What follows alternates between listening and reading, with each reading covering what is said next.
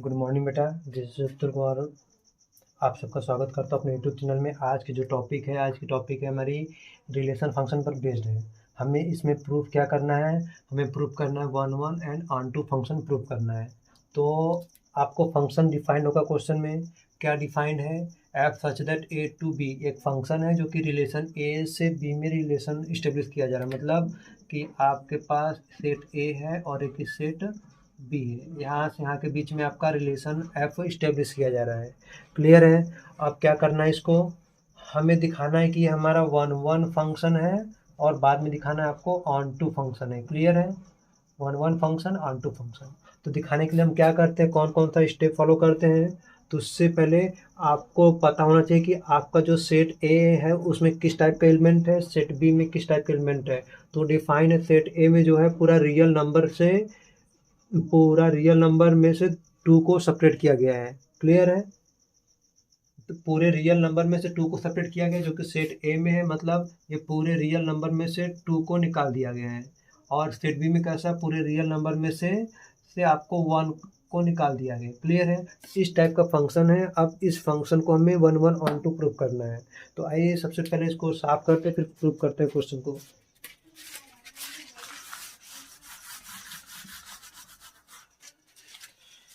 जो गिवन है लिख लीजिए, गिवन दैट क्या गिवन है?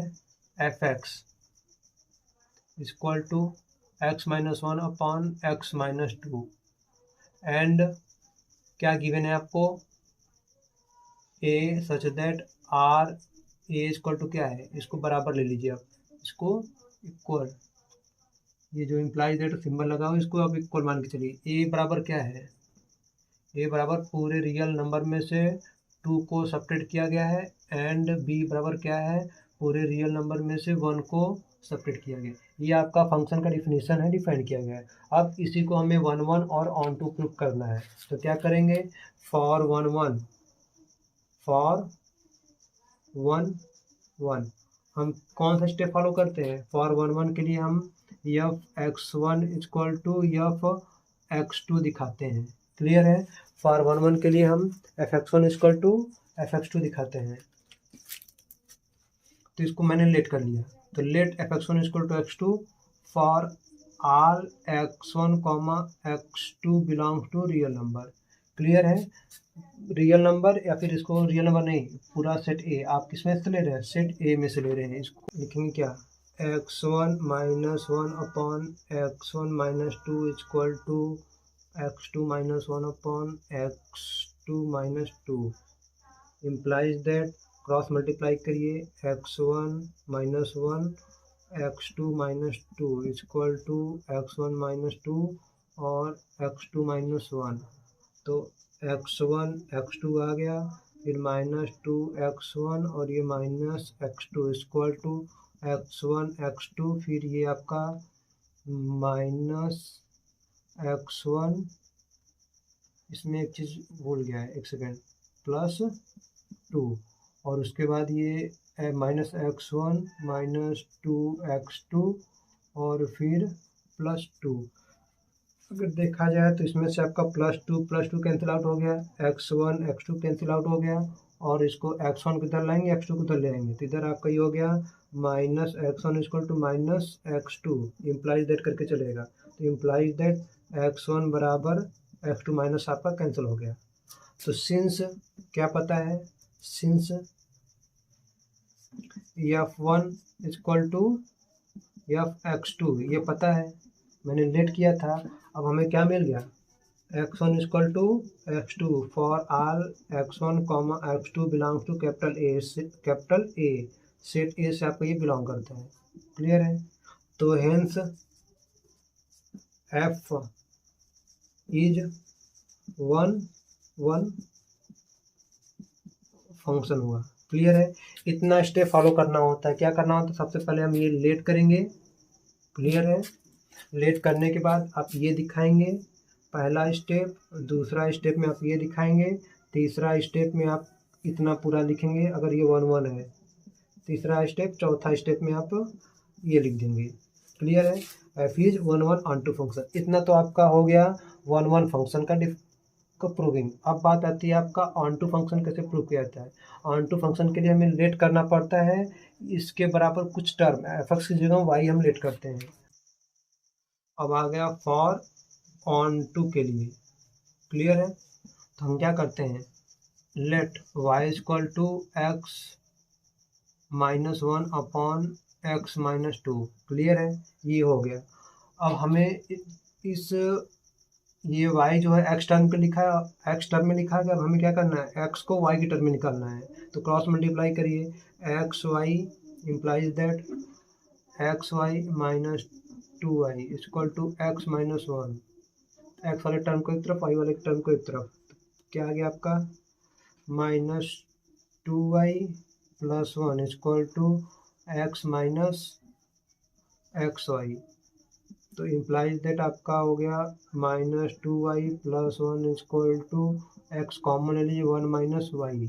तो आप इसको डिवाइड कर दीजिए, तो x बराबर -2y + 1 अपॉन 1 - y। तो माइनस से ऊपर नीचे मल्टीप्लाई करेंगे तो आपका आ जाएगा x बराबर 2y - 1 अपॉन y -1। तो क्लियर है। तो यहाँ पर ये क्या है आपका x बराबर आ गया, तो इसी को हम लिख सकते हैं एफ वाई इक्वल टू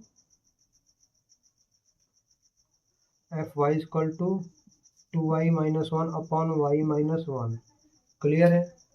तो यहाँ पर आपको देखकर एक चीज़ क्लियर होना चाहिए, जो आपके डिफिनीशन है क्या, सेट ए में आपका क्या कैसा एलिमेंट है, सेट ए में, तो उसको लिखने के लिए हमारा जो ये y है, या फिर इसको x के टर्म में लिखिए, फिर y के टर्म में लिखिए। तो मान लीजिए इसको हमने y के टर्म में लिख लिया, तो ठीक है। तो ये जो पहला पार्ट है x जो है बिलोंग करेगा कहाँ, पूरा रियल नंबर में से 2 को सेपरेट कर दिया जाए, मतलब सेट ए में बिलोंग करेगा, ठीक है। अब ये जो y वाला पार्ट है ये आपका सेट बी में बिलोंग करेगा, ठीक है।